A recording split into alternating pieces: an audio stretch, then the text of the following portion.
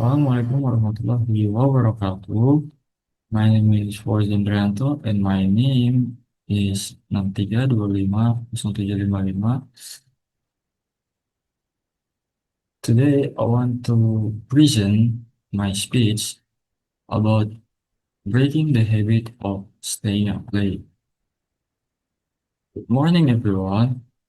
First of all, let us express our sincere gratitude to God Almighty for His grace and blessing, which allow us to gather here today in good health. And with all due respect, my English lecturer, Miss Susilawati, and my fellow friends, ladies and gentlemen, today I would like to share a few thoughts about breaking the habit of staying up late. Have you ever said just one more episode or I'll sleep after I finish this assignment and suddenly realize it was 3 p.m.? If the answer is yes, then you're not alone.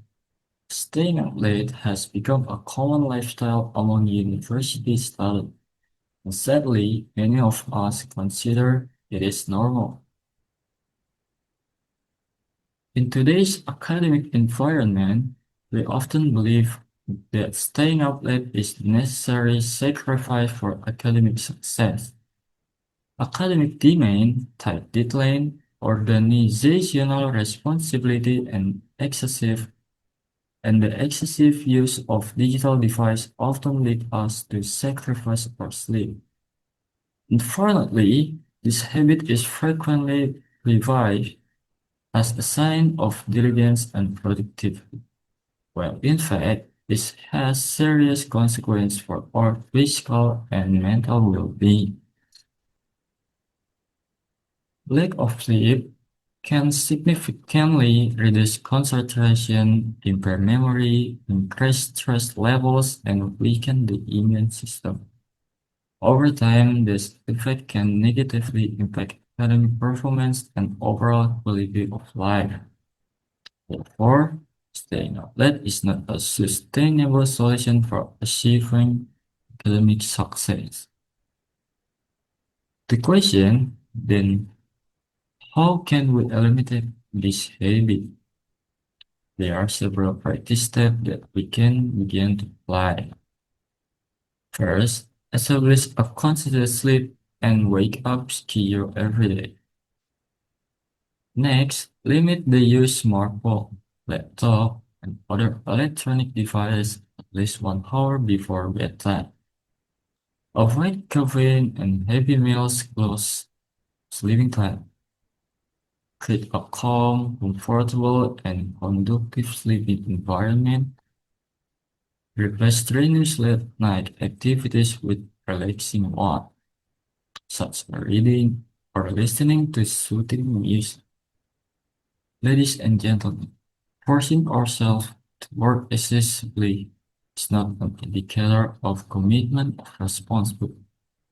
On the contrary, maintaining our health is an essential foundation for long-term productivity and success. Adequate rest enables us to think clearly, work effectively, and perform optimally in our academic pursuit. In conclusion, let us stop normalizing the habit of staying up late and start developing healthier. True academic achievement is not determined by how long we stay awake, but by how well we manage our time, health, and well-being. Thanks for your attention. Next one is my topic about countable noun. Countable nouns are things that you can count. They can be either the singular or plural form. If the countable noun is in the singular form, you must use an indefinite article with, for example, a pen, a car, an apple. If there is more than one pen, no indefinite article is used, it will be simple. With pens, cars, apples. For example, there is some similar example. Candy, apple, burger, restaurant, book, car, chairs. There's only one item, so there is no need to input S behind it. Here's the difference about singular and plural. With the singular, we add A before noun. For example, hand. If the object started with vowel sound, we add an. For example, an apple. And we can use it instead of A, we can use one. Because singular is just one item. It's a single item. And plural is started with noun. And then we added S or ES behind it. For example, 2 apples, 3 cars, or 4 candies. Here's the example. We add A for a chair. This is just one item. We add an to an apple. Because it started with vowel sound A, I, U, A, and O.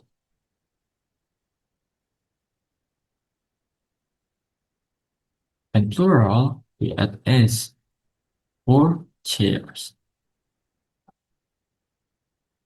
How about candies? It's ended with Y. So we erase the Y and we use I and added ES. So we pronounce it 6 candies.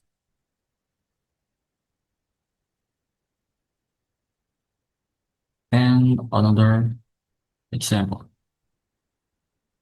For similar, candy, an apple, a bird. And plural, 2 candies, 3 apples, or burgers. Here's the example with sentences. Exactly positive sentence. I have a book about history. Oh, this is example for singular and plural. So in the sentence, it's just a singular check. I have a book about history. They bought a new house, but small. Singular. We saw a few birds in the park.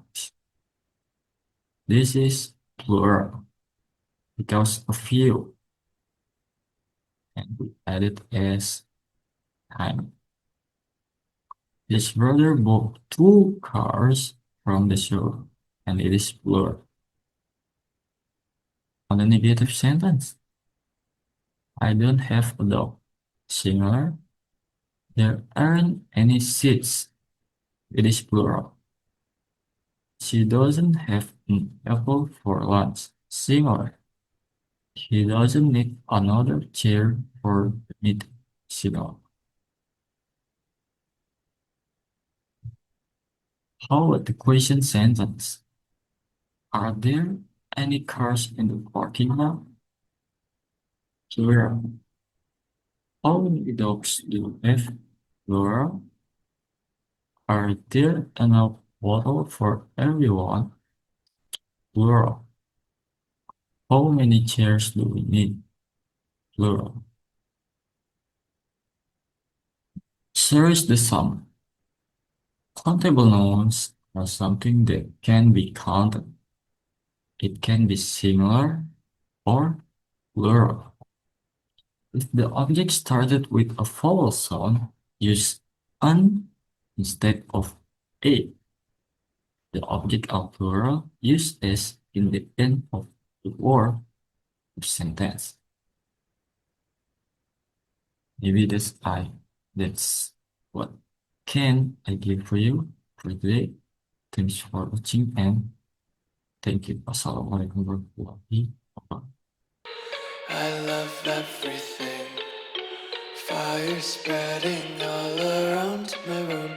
My world's so bright, it's hard to breathe, but that's alright. Hush.